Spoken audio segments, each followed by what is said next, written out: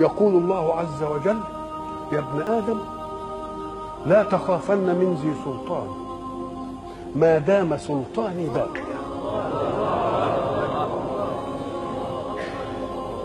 وسلطاني لا ينفد أبدا.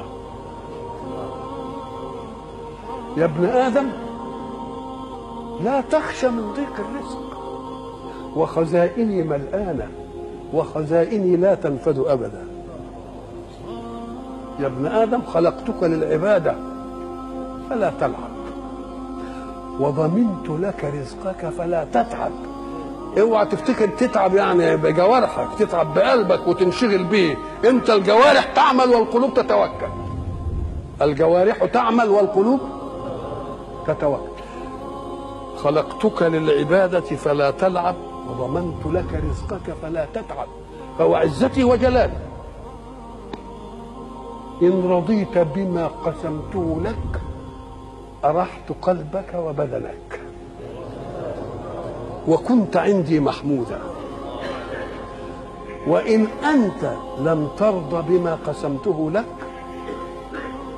فوعزتي وجلالي لأسلطن عليك الدنيا تركض فيها ركض الوحوش في البرية، ثم لا يكون لك منها إلا ما قسمته لك. يا ابن آدم خلقت السماوات والأرض ولم أعي بخلقهم، أيعيني رغيف عيش أسوقه لك؟ يا ابن آدم لا تسألني رزق غد كما لم أطلب منك عمل غد.